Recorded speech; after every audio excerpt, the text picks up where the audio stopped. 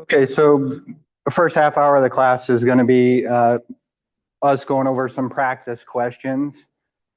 And then the last half of the class will be for your group work in classwork for chapter 4.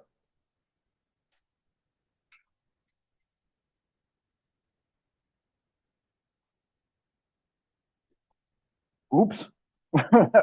Wouldn't me. All right. So the reason that I put this up here is because I think when I drew it initially that maybe some people didn't really focus on it, and it's kind of important for the exam. So keep in mind that we have our equation up here. And this is our accounting equation. Assets equal liabilities plus equity. And equity has kind of several parts to it, right? Paid in capital, retained earnings, revenue, and expense. And I want you to keep in mind this kind of tablet when we're starting to work through some of these entries.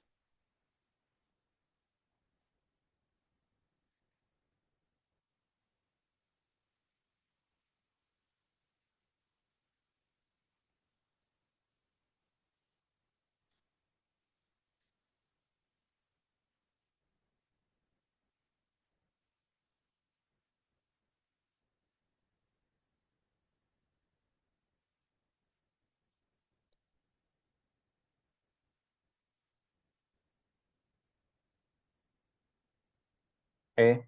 And so with each of these, this is the normal balance, right? So with assets, a debit increases it, a credit decreases it. With liabilities, that switches. A debit decreases, a credit increases, and so forth on across.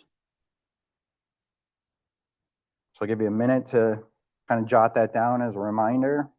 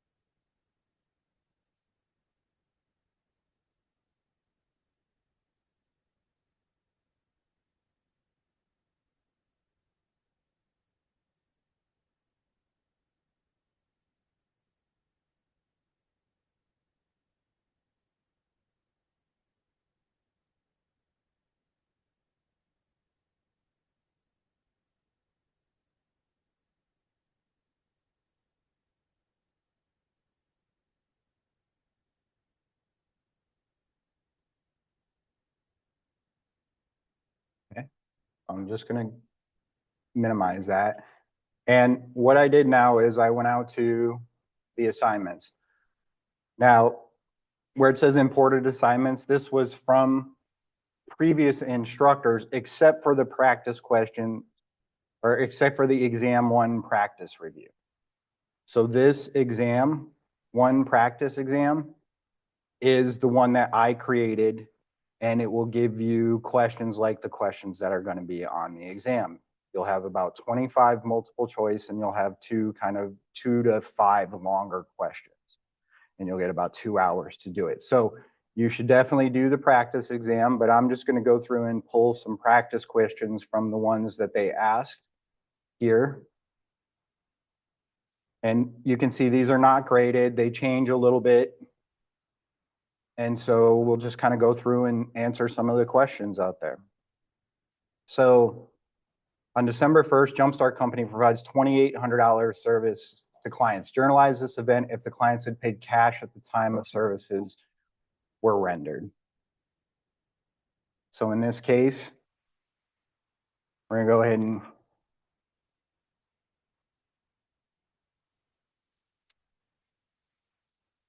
Part A, debit cash, because that's what we received, so it increased cash. 2,800. And credit to some sort of revenue, services to clients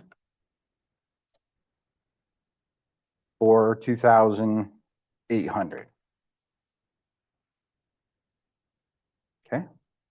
Any questions there for that one? Okay, part B1 says journalize this event as if the clients had been rendered the services on account.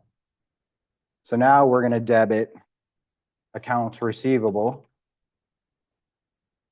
for 2,800, and we're going to credit service revenue for 2,800.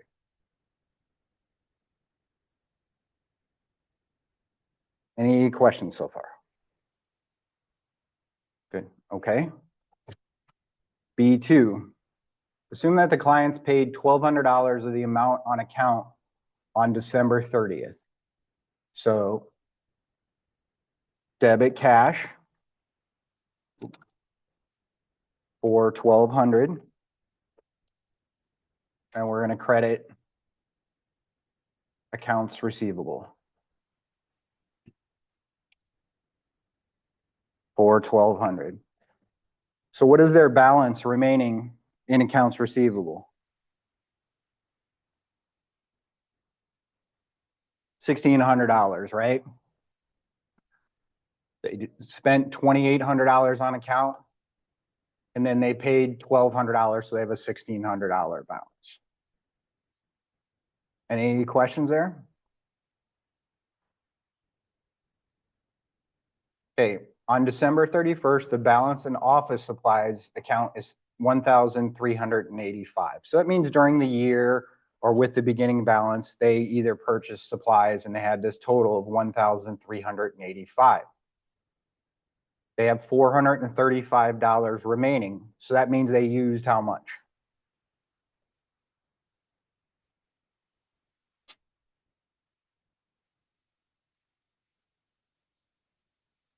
All right, so what we would do is we'd take the 1,385 for supplies available, and we take the 435 for supplies ending inventory, and we subtract them, and I think I heard, was it 950? 950. I think that's right, but let's just make sure. Okay. And so 950 is what was used. So when we use something, we have to expense it. And the adjusting entry comes at the end of the period. This is when we get to the end and say we're fixing our accounts. How do we do that? We just record the adjusting entry. And so this is depreciation. I'm sorry, these are supplies expense.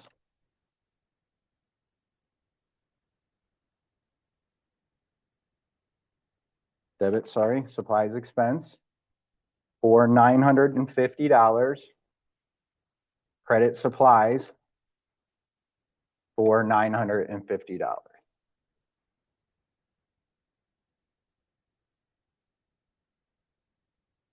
Any questions? Go ahead, Joe. Yeah, the other one is set up to show you the answers. That's why I'm walking you through kind of this one, because it doesn't have as much guidance. All right.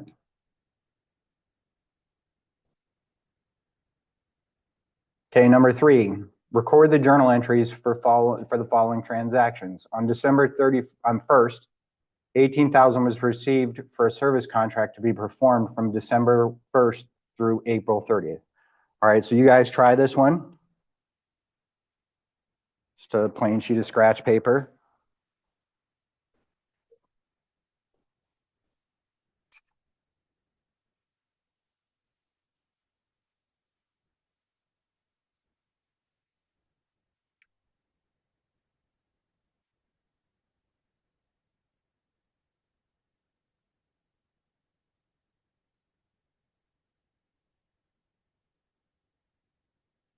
And if you want to take pictures of these questions, you can, just so you have them. They will pop up, but I think they're randomized, so you might not get the same exact order next time around.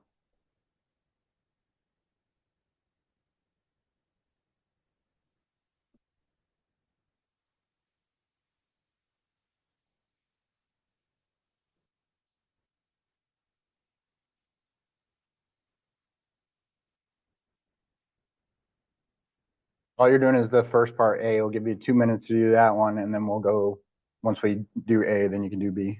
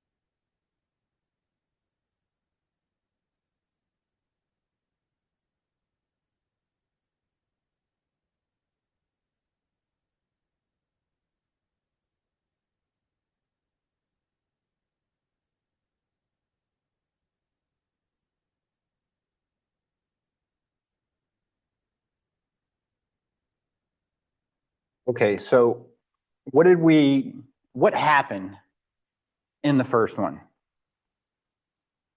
We received what? We received cash, right? Right? 18,000 was received for a service. Okay, so they gave us $18,000. So the debit is going to be to cash for 18,000. Now, what do we have to do in return?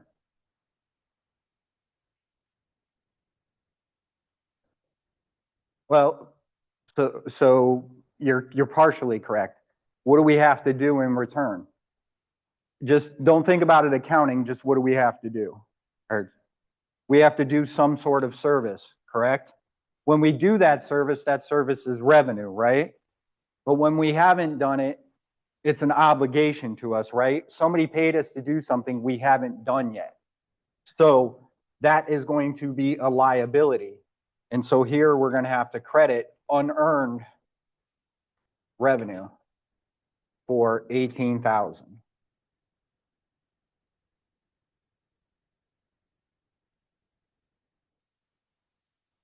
Now it says part B says, assuming the work is performed evenly throughout the contract period, prepare the adjusting journal entry. So keep in mind that contract is for how many months? 5 months, right?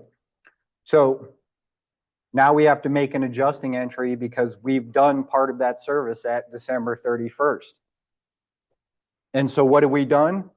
We've earned that service. And so part of that liability is going to go away. So what do? We take 18,000, we divide it by 5 months.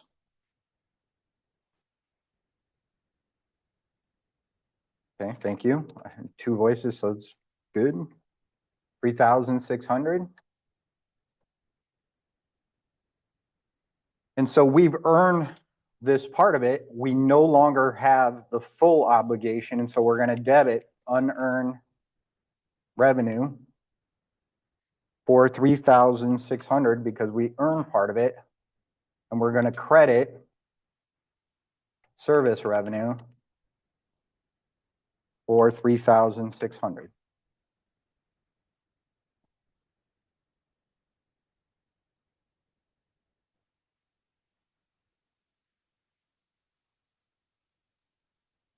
Any questions?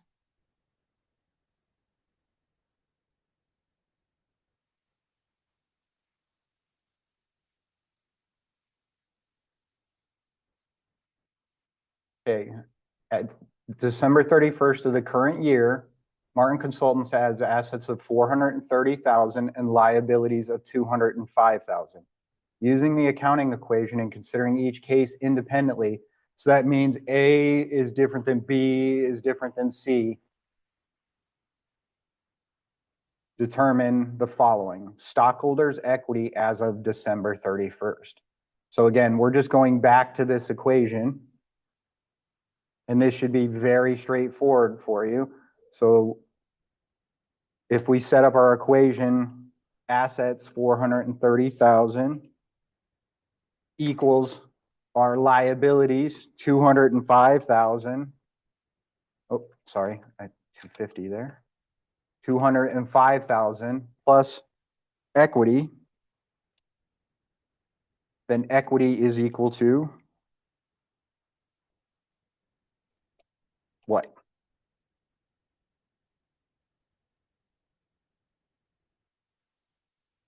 Right, the difference between them, 430 minus the 205, so it should be 225,000.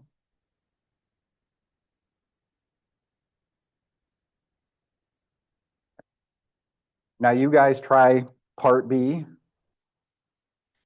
Remember, forget what we did in the first part.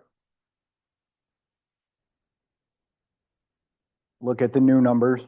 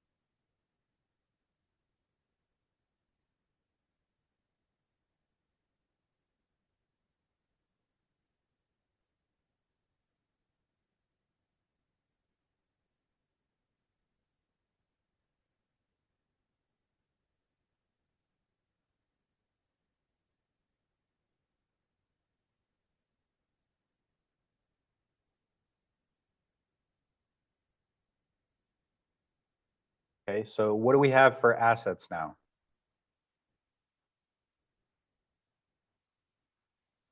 Right, so we had 430,000 and it says they increased by 12,000, so that's 442,000. And the liabilities increased by 15,000. So 205 plus 15,000 is 220,000 plus equity. And so equity equals 222,000. All right. C, give C a try.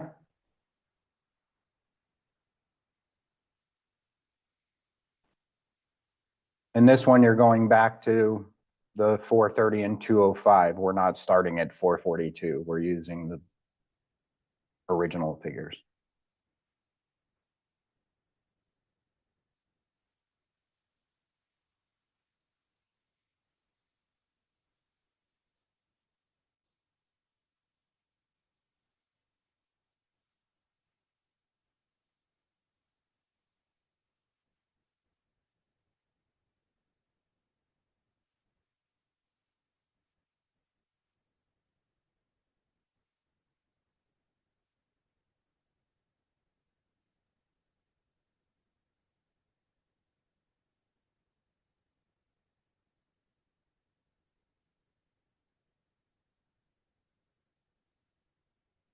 Bless you.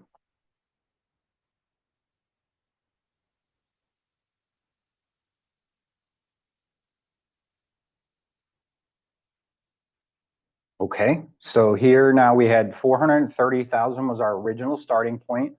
We're gonna decrease that by 8,000, so we got 422,000. And that's equal to our liabilities, which increased, so that's 219,000 plus equity. And so equity is equal to the difference. What is that, 203? Is that right?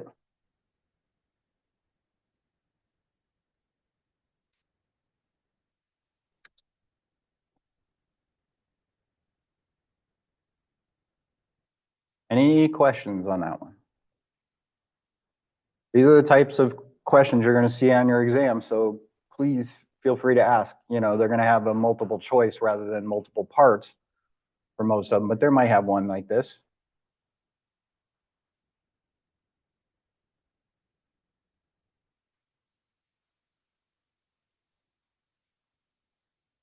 Okay, so let's go ahead and try the first one.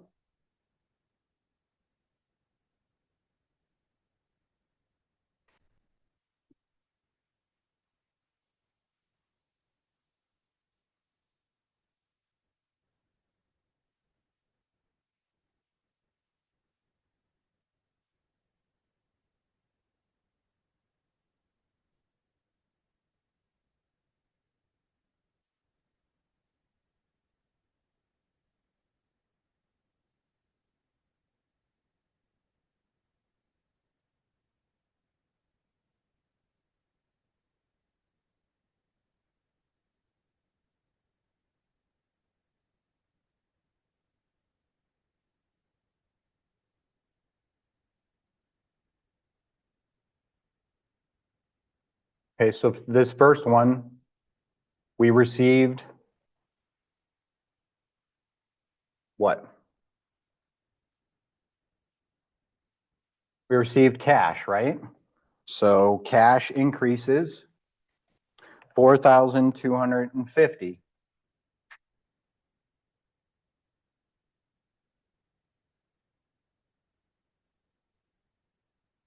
Now, have we done anything as the time that we received cash?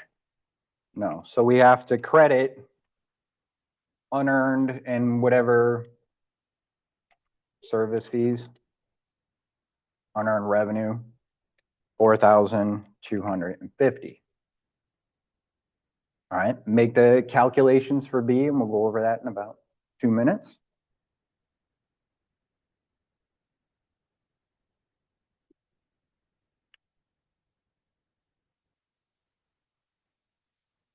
Remember, practice is important. You shouldn't be sitting there just staring.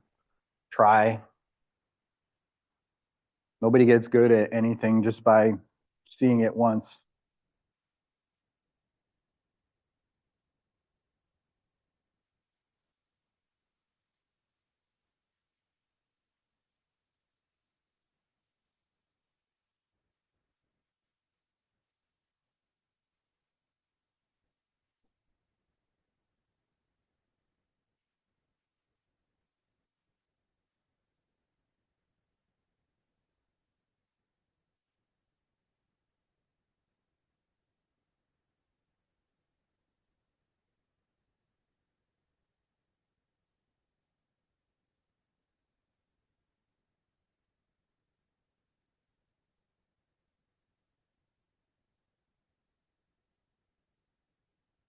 Okay, so what did we do in part B?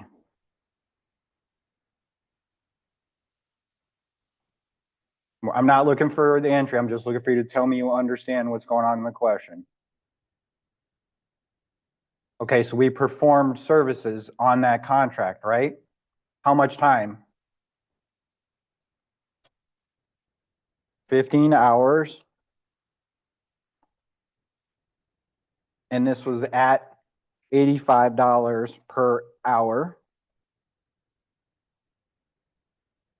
So we take the 15 and we multiply it by 85 and we get 1,275 that we've earned. So we're going to have a debit to unearned service fee for 1,275 and a credit to service fees for 1,275 or service revenue, either one.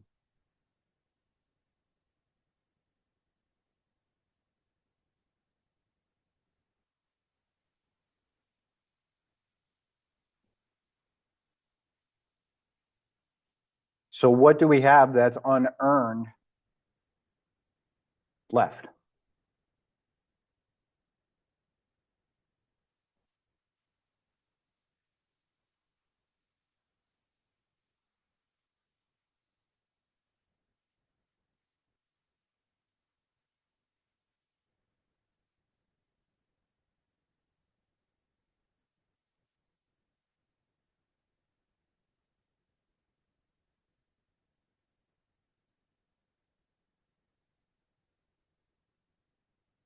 Okay, so what we had was 4,250. We subtracted the 1,275 and you said 2,975.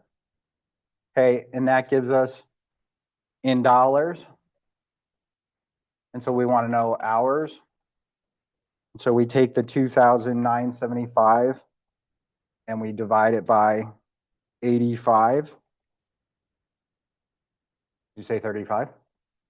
35. That's impressive. Excellent. Okay. Perfect. And so we have 35 hours.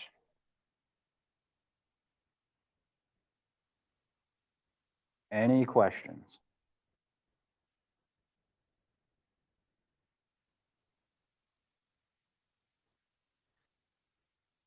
I want to give you enough time to do it, but I want to practice these as much.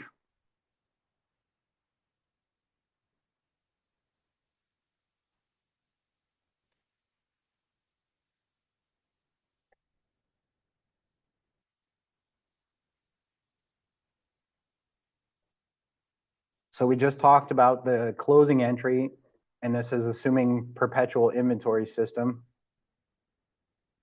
And so here we want to go ahead and close the entry. And if you remember, the normal balance for an account for expense is a debit balance. And so what we have to do is close it to income summary.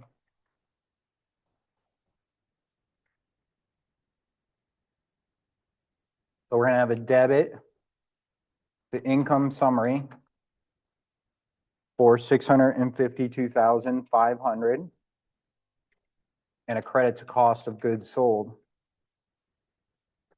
for 652,500.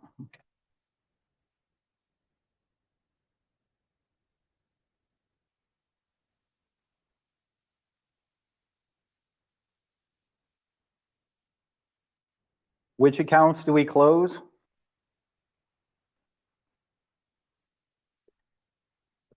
At the end of the period, we close all of our revenue and expense accounts and any other temporary accounts. So we also close dividends. There are more temporary accounts that you guys won't see, but for this class purposes, know that revenues and expenses get closed and then also the dividends account.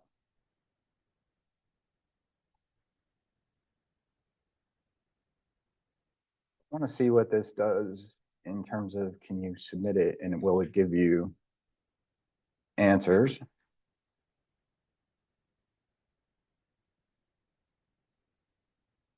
As you can see, there's lots here to practice on.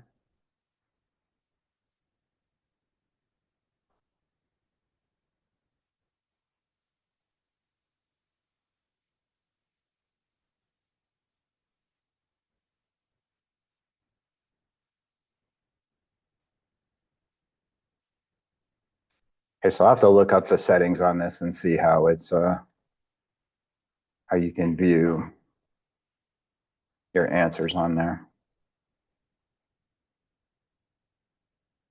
All right, do we have any questions on those questions though? Okay, so there's lots of practice and I will find out how you get access to those.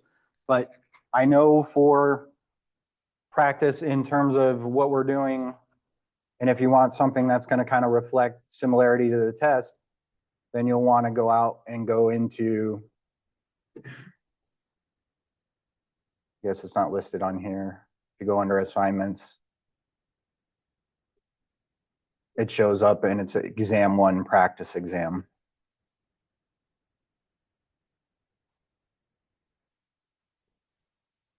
And this brings you out to Cengage, and it'll have like a check my work.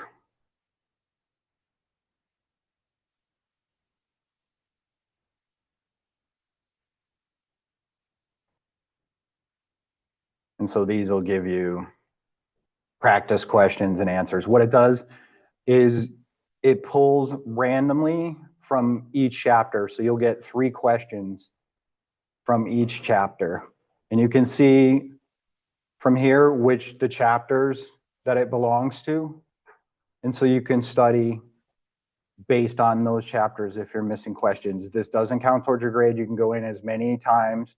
And like I said, you don't know the answer, just click check my work and it'll tell you whether or not you're correct or incorrect. Okay, so it's really straightforward. You'll get to see questions that you're going to be seeing on the test. So right now the test is scheduled for the 3rd. So that's next week, I think. Check my calendar. Next Thursday.